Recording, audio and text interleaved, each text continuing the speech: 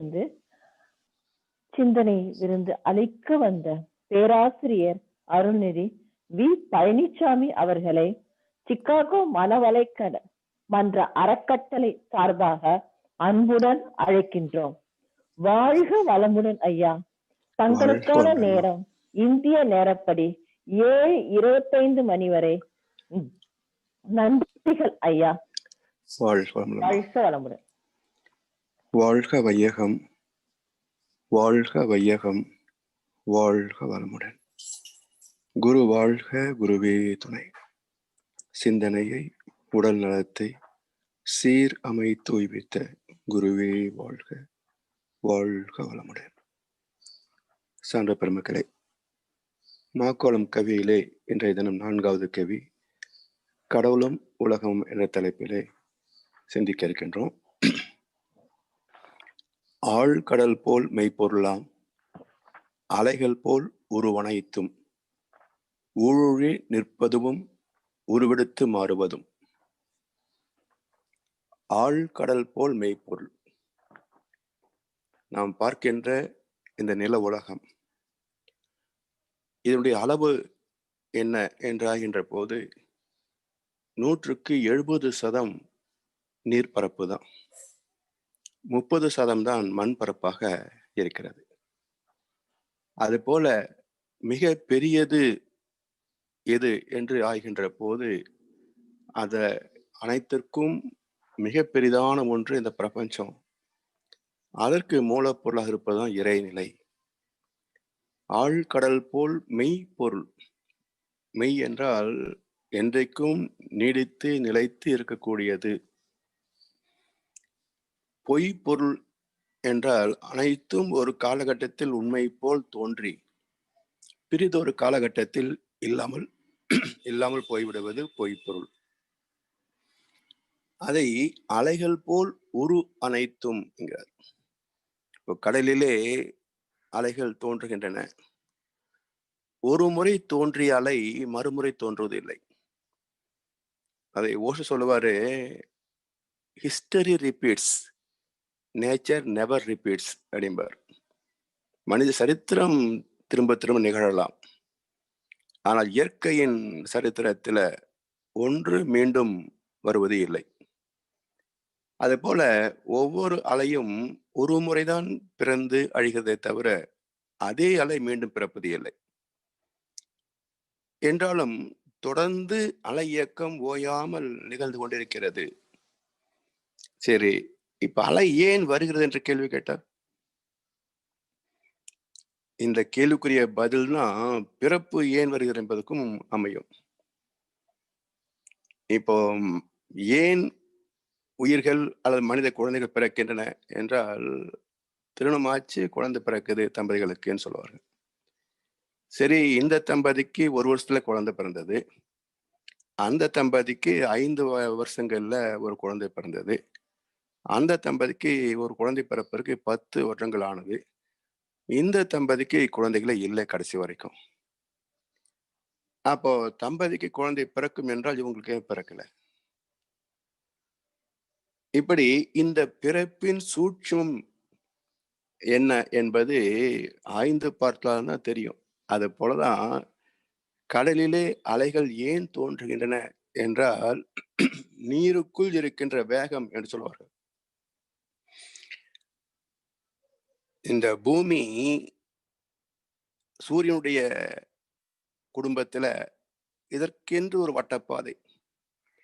அதே போல் நவக்கோள்கள் இந்த பூமியிலே இந்த சூரிய மண்டலத்தை சுற்றி வருகின்றன. இதே போல அருகிலே மற்ற சூரிய குடும்பங்களும் உள்ளன. கிட்டத்தட்ட 10,000 கோடி சூரிய குடும்பங்கள் இந்த பால்வெளி மண்டலத்தில் இருப்பதாக விஞ்ஞானம் சொல்கிறது. இதை போல் 1008 மண்டலங்கள் இருப்பதாக கந்தபுராணம் சொல்கிறது.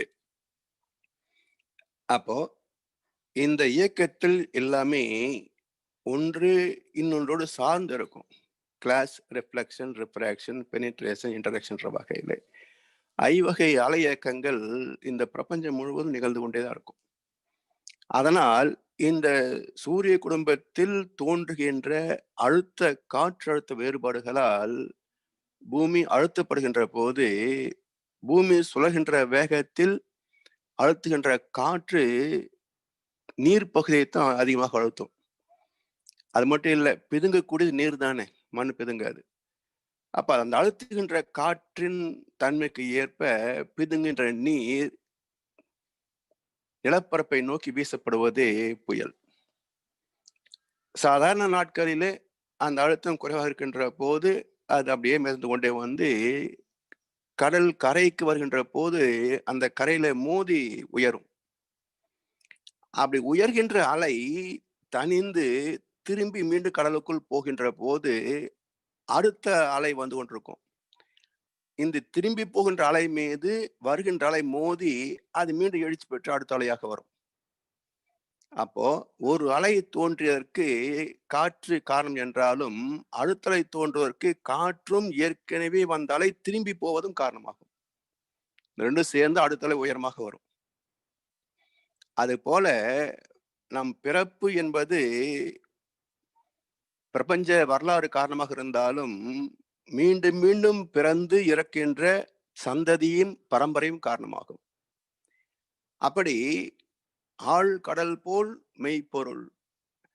அது மட்டும் இல்ல, கடலின் மேற்பகுதி பார்க்கிற போது அலைகள் சொல்றோம், நடுப்பகுதி போகின்ற போது சாந்தமான கடலாகத்தான் இருக்கிறது.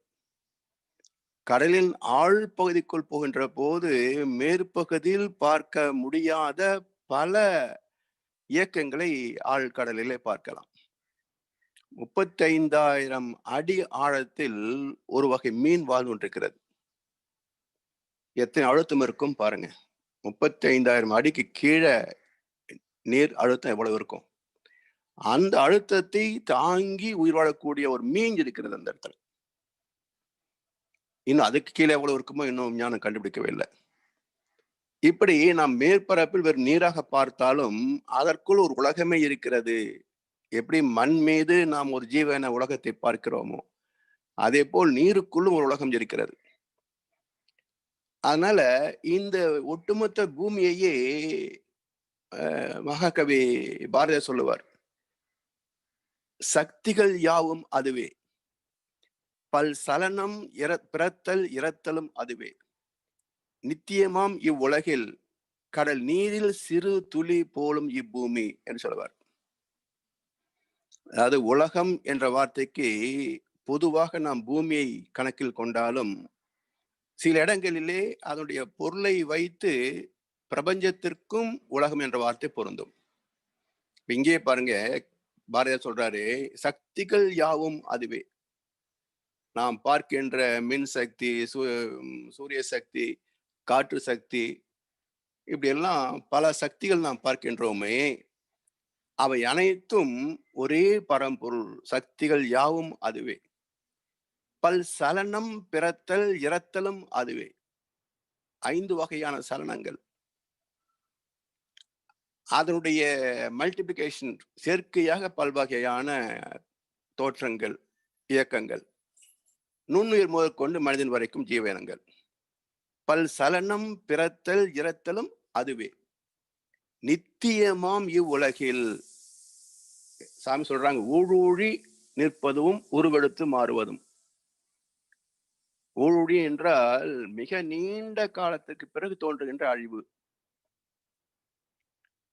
அப்படி நித்தியம் எப்போதும் இருக்கக்கூடிய ஒரு பொருள். அனித்தியம் என்றால் தோன்றி அழிகின்ற தோற்றங்கள், ஜீவராசிகள், மனிதர்கள். நித்தியமாம் இவ்வுலகில், இந்த பிரபஞ்சம் என்றைக்கு அழிய போகிறது, எத்தனை காலம் ஆகும்? ஆனால் அது என்றைக்கும் இருக்கக்கூடியதாக பொருள் கொள்கின்றோம். நித்தியமாம் இவ்வுலகில் என்ற இந்த பிரபஞ்சத்தில் கடல் நீரில் சிறு துளி போலும் இப்பூமி. இந்த கடலிலே இருந்து, அதாவது 170% இருக்கின்ற இந்த கடலில் ஒரு துளி நீர் எடுத்தால் அது என்ன அளவு இருக்கும்? அது போல் இந்த பூமி என்கிறார். அப்படின்னா கடல் அளவு இந்த பிரபஞ்சம், ஒரு துளி அளவுக்கு இந்த பூமி. அதை விஞ்ஞானமே இந்த பூமியின் அளவு எவ்வளவு இருக்கும் அப்படின்னா ஒரு 2500 மில்லியன் இயர்ஸ் ஒளியாண்டுகள் கணக்கெடுத்து பார்க்கிற போது இந்த பிரபஞ்சம் ஒரு உள்ளங்கை அளவுக்கு இருக்கும். அதுல இந்த ஒட்டுமொத்த சூரிய குடும்பமே ஒரு புள்ளியாக தோன்றும். இன்னும் எளிமையாக எடுத்துக்கொண்டால், இங்கிருந்து நம்ம சூரியனை பார்க்கிறோம். ஒரு சிறு பந்து போல் தோன்றுகிறது. அதாவது பூமியை விட 19 லட்சம் மடங்கு பெரிய அந்த சூரியன் இங்கிருந்து பார்க்கின்ற போது பந்து போல் தோன்றுகிறது. இப்போ நாம சூரியன் இருக்கிறதாக பாவனை வைத்துக் கொள்வோம். அங்கிருந்து பூமியை பார்த்தா எப்படி இருக்கும்? 25,000 பெருக்கல் 19 லட்சம் அளவு உள்ள சூரியன் இங்கிருந்து பார்க்கின்ற போது பந்து என்றால், வெறும் 25,000 மட்டுமே உள்ள இந்த பூமி அங்கிருந்து பார்க்கின்ற போது எப்படி இருக்கும்? சிறு புள்ளி கூட தோன்றாது. இதுல எங்க மனுஷன் பெரும் புள்ளி? அதனால் கடல் நீரில் சிறு துளி போலும் இப்பூமி என்றார் பாரதியார். எனவே ஆழ்கடல் போல் மெய்ப்பொருள், அலைகள் போல் உரு அனைத்தும் ஊழி நிற்பதும் உருவெடுத்து மாறுவதும். அதாவது change alone is permanent in the universe. இந்த பிரபஞ்சத்தில் மாற்றமே நிலையானது, மாறாதது சுத்தவெளி என்பார்கள். சுத்தவெளி மாறவில்லை என்றால் பிரபஞ்சம் எப்படி வந்திருக்கும்? சுத்தவெளி மாறவில்லை என்றால் பிரபஞ்சம் எப்படி வந்திருக்கும்? அப்போ உண்மை என்ன என்றால், சுத்தவெளி மாறுவதாகவும் மாறாததாகவும் இருக்கிறது. அது மாறியதால் இறை துகள் தோன்றியது, அது மாறியதால் விண் தோன்றியது, அது மாறியதால் பஞ்சபூதங்கள் ஜீவங்கள் வந்தன. இந்த பிரபஞ்சத்திற்கு அப்பால் மாறாததாகவும் இருக்கிறது அந்த சுத்தவெளி. எனவே உரு அனைத்தும் அலைகள் போல் தோன்றி மறைந்து கொண்டிருக்கின்றது. இந்த நீதியை மனிதன் புரிந்து கொள்ள வேண்டும். அதை வள்ளுவப்பந்து சொல்றாரு, உலகத்தோடு ஒட்ட ஒழுகல் பல கற்றும் கல்லார் அறிவிலாதார் என்று சொல்றார். அதுல ஒரு வார்த்தை மட்டும் இடம் மாற்றி போட்டால் நம்ம ஈஸியா புரிஞ்சுக்கலாம். உலகத்தோடு ஒட்ட ஒழுகல் கல்லார் பல கற்றும் அறிவிலாதார். அப்போ மனிதன் கற்றுக்கொள்ள வேண்டிய அடிப்படை கல்வி என்ன என்றால், இந்த பிரபஞ்சம் எப்படி செயல்படுகிறது, பூமி எப்படி செயல்படுகிறது, நாம் எப்படி வந்தோம், எவ்வளவு காலம் வாழப்போகிறோம், என்ன நோக்கத்திற்காக வந்தோம், எதை நாம் சாதித்தோம்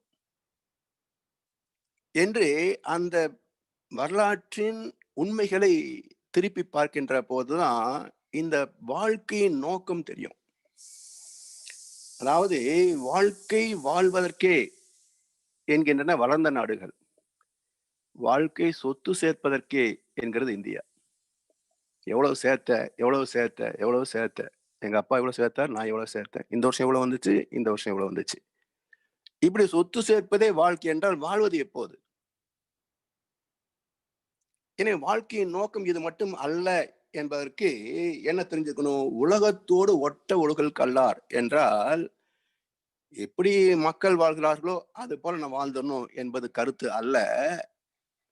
ஏன்னா இதுவரைக்கும் மனித சரித்திரத்துல இந்த உலகம் முழுவதுமே சொர்க்கலோகமாக வாழ்ந்ததாக குறிப்பே கிடையாது. எல்லா காலகட்டத்திலும் தீயவர்கள் அதிகமாகவும் நல்லவர் குறைவாகவும் தான் இருந்ததாக சரித்திரம் காட்டுகிறது. அதனால்தான் மனித இனம் எட்ட வேண்டிய நிறைவை இன்னும் எட்டவில்லை. எல்லோரும் நிறைவாக வாழக்கூடிய அமைப்பு இன்னும் உலகத்தில் வந்து சேரவில்லை. ஆனா இயற்கை நீதி அப்படித்தானே என்றால் அப்படி இல்லை. உனக்கொரு பங்கும் எனக்கொரு பங்கும் உலகில் நிச்சயம் உண்டு. ஒவ்வொரு மனிதன் உழைப்பினாலும் உலகம் செழிப்பதுண்டு. அப்ப எல்லா மனிதர்களுக்கும் எல்லா சுதந்திரமும் உரிமையும் உண்டு இந்த பூமியின் மீது. அது இல்லாமல் போனது காரணம் என்ன என்றால் இந்த இயற்கை நீதி புரிந்து கொள்ளவில்லை. அப்ப உலகத்தோடு ஒட்ட ஒழுகல் கற்றுக்கொள்வது இந்த பிரபஞ்ச நீதி, இந்த பூமியின் அமைப்பு, ஜீவங்கள் தோன்றிய காரணம், மனிதன் பிறந்ததன் காரணம், இந்த பிறப்பில் நான் அடைய வேண்டிய இலக்கு, இதெல்லாம் தெரிந்து கொள்வதுதான் கற்றுக்கொள்வதுதான் உண்மையான கல்வி. எனவே உலகத்தோடு ஒட்ட ஒழுகல் கல்லார். இந்த நீதியை கற்றுக்கொள்ளவில்லை என்றால், இந்த வாழ்க்கை கல்வியை கற்றுக்கொள்ளவில்லை என்றால், பல கற்றும் அறிவிலாதார். எத்தனையோ அட்டைகளை வாங்கியிருக்கலாம், ஆனாலும் வாழத் தெரியாதவன். அத நீங்க யதார்த்தமா பாருங்க. இன்னைக்கு கணவன் மனைவி எல்லாம் நல்லா படிச்சிருக்கிறாங்க, நல்லா சம்பாதிக்கிறாங்க. அப்புறம் எப்படி டைவர்ஸ் பிரச்சனைகள் எல்லாம் வருது? அப்ப உலகத்தோடு ஒட்டவர்கள் கற்கவில்லை என்பதுதான் அதுக்கு காரணம். அதை கற்றிருந்தால் satisfied life is more valuable than successful life. இன்றைக்கு ஒவ்வொரு மனிதனும் சிந்திக்க வேண்டிய தாரக மந்திரம் எது? satisfied life is more valuable than successful life. எனவே சாதனை சாதனை சாதனை என்பது என்ன என்றால், நிறைவாக வாழ்தலே சாதனை. வாழ்ந்தேன் என்ற நிறைவோடு பிரிவதுதான் சாதனை. அதை சாதிக்கவில்லை என்றால் வாழ்க்கை தோற்றது என்றுதான் பொருள். அதனால்தான் மகரிஷி ஒவ்வொரு கவியிலையும், மகரிஷி மட்டுமல்ல எல்லா மகான்களுமே இந்த மனித பிறப்பின் நிலையாமை பாடுகிறார்கள். நிரந்தரமானது, நித்தியமானது மெய்ப்பொருள். அலைகள் தோன்றி மறைவது போன்றது இந்த வாழ்க்கை. பிறத்தலும் இறத்தலும் அலைகள் போல. அப்ப அதற்குள் நாம் எதை சாதிக்கிறோம்? வாழ்ந்ததுக்கு அடிச்சுவடி இருக்கணும். அப்படி இருந்தா தான் வாழ்ந்ததுக்கு பொருள். நாம் வாழ்ந்ததுக்கு அடையாளமே இல்லை என்றால் நான் வாழ்ந்தேன் சொல்வதில் என்ன அர்த்தம் இருக்க முடியும்? அதை புரிந்து வாழ வேண்டும் என்பதற்காகத்தான் தத்துவங்கள் நமக்கு வழிகாட்டுகின்றன. இந்த வழியில் பயணித்து நாமும் ஒரு நிறைவான வாழ்க்கையை வாழ்ந்து மற்றவர்களுக்கும் ஒரு எடுத்துக்காட்டாக அமைவோம் என்று சொல்லி இந்த சிந்தனையை நிறைவு செய்கின்றோம். வாழ்க வளமுடன், வாழ்க வளமுடன், வாழ்க வையகம்.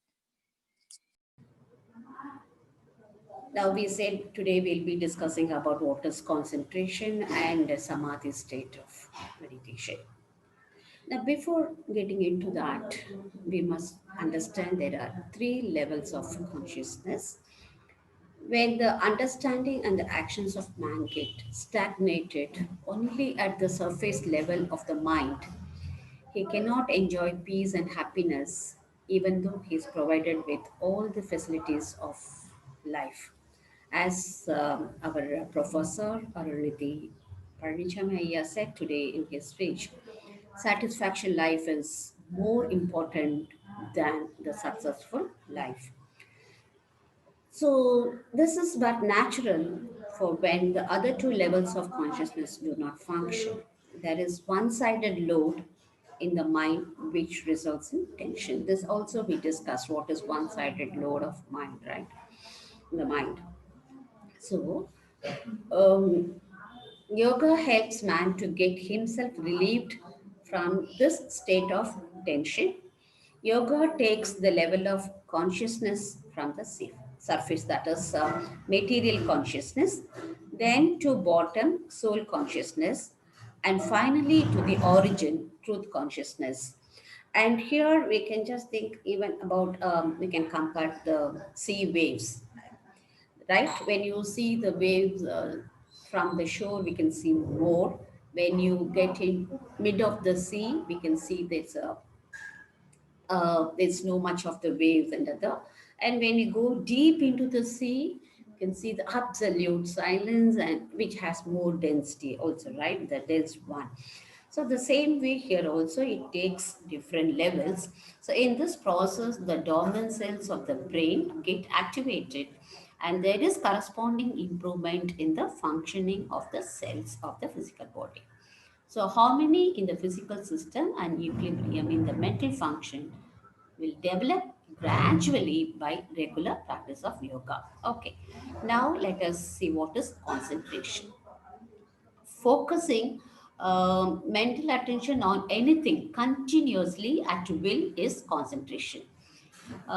In concentration, we can use the senses. We can think of one thing, particularly, we can see anything and concentrate on it, or think of any form and concentrate.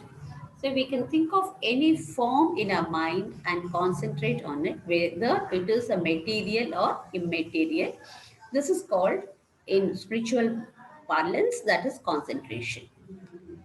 Now, and about meditation, we discussed yesterday, right? That is practicing the mind in the middle state of consciousness is called meditation, and all that we did. Now, moving on to samadhi. Here, samadhi has two, you can split into two parts, sama plus adi, or that is sama plus adi, they are joined together. Sama means equal and adi means premodal state. So the practice of samadhi is practicing the mind to become equal to primordial state. As a fruit of this practice, the mind transcends to total consciousness. We know that the universe is moving and changing, functioning, etc. But one thing that is not a motion is called static state. All are starting from moving and ending in the static state only. This must be clearly understood. So the static state is absolute. When mind attunes or merges and becomes one and remains in the absolute, the mind and absolute become one. There will be no difference between the two. Whatever we think, the mind takes that shape of it. When we think of the absolute, what about the state of the mind? When we really think of absolute, we become nothing. That is vacuum or Brahman with self-awareness. That is Samadhi state of mind, which is our goal of our life.